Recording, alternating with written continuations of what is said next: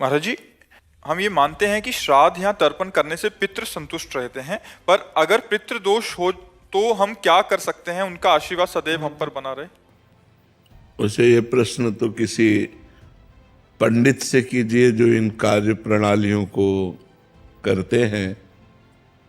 हम ये जानते हैं कि समस्त दोषों से मुक्त होने के लिए, समस्त ऋणों से मुक्त होने के लिए, देव ऋण, ऋषि ऋण, मातृ ऋण, पितृ ऋण, गुरु ऋण, समस्त ऋणों से मुक्त होने के लिए और समस्त दोषों से मुक्त होने के लिए एकमात्र भगवान की शरण लेकर यदि हम नाम जपते हुए अपने कार्यों को करें, चाहे वो पितृ तर्पण हो, चाहे वो श्राद्ध हो, तो इससे सब दोष मुक्त हो जाएंगे, सब पितरों का कल्याण हो जाएगा। सातरति सातरति सा लोकान तारयति, वो स्वयं तर जाता है, स्वयं तर जाता है, लोगों को तार देता है, जो अपने चित्त को भगवान में अर्पित कर देता है, जो निरंतर नाम जप करता है, भगवान की शरण में है। ये उपाय तो हम जानते हैं, लेकिन अब जो शास्त्रीय पद्धति से पितृ तर्पण श्राद्ध ये कभी करवाया नहीं है, बाबा जी रहे हैं, तो किसी आचार्य पंडित जो करवाते हैं उनसे पूछ लीजिए।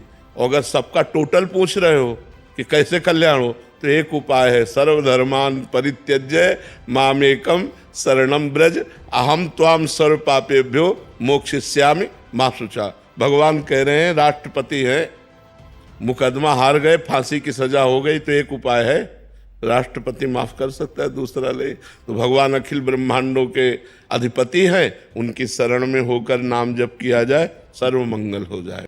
जी। अजीत दुबे जी, दादा वल्लभ श्री हरिवंश। श्री हरिवंश महाराज जी, क्या नाम जप करने से बिगड़े हुए कार्य में सफलता पाई जा सकती है? बिल्कुल बिल्कुल, यही तो एक उपाय है जो बिगड़े हुए कार्य को संभाल दे, यही उपाय है, दूसरा कोई उपाय नहीं। भगवान का नाम जब सब बिगड़ी बना देता है, आप जप के देख लो। लेकिन ध्यान रखो, बिगड़ा है 100 ग्राम और भजन है 1 ग्राम, तो अभी बिगड़ी नहीं बनेगी। जब 100 के ऊपर, 100 ग्राम के ऊपर भजन बढ़ेगा, तब आपको फटाफट सब कुछ बनता नजर आएगा।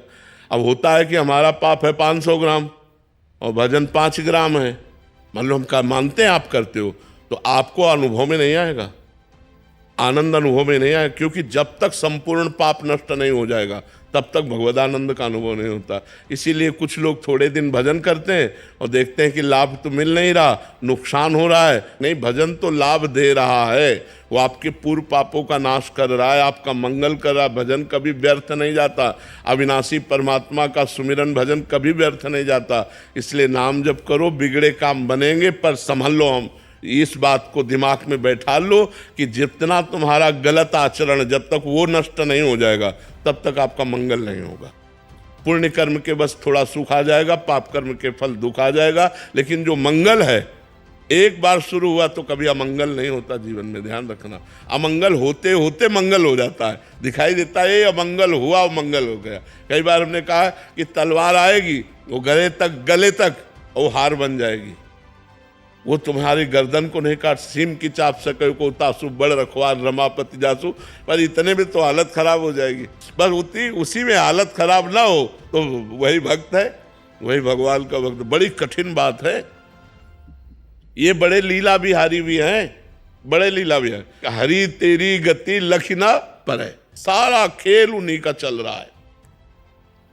ऐसे हो जाओ और भगवान का भजन करो तो निकल जाओगे। नहीं, ऐसी ऐसी समस्याएं, ऐसा प्रपंच, ऐसी माया की दुर्गति किए हुए जीव की दुर्गति की, थोड़ी थोड़ी सी इंच इंच जगह में भाई भाई को मारे डाला, थोड़ी सी वासना में पति पत्नी के बीच में मन मुटाव, पति पत्नी की हत्या, क्या क्या सब संसार में हो रहा है। अरे भगवान की शरण में हो जाओ, बुद्धि शुद्ध हो जाए तो बच जाओ, नहीं पता नहीं कौन सा पाप कहाँ करवा दे माया।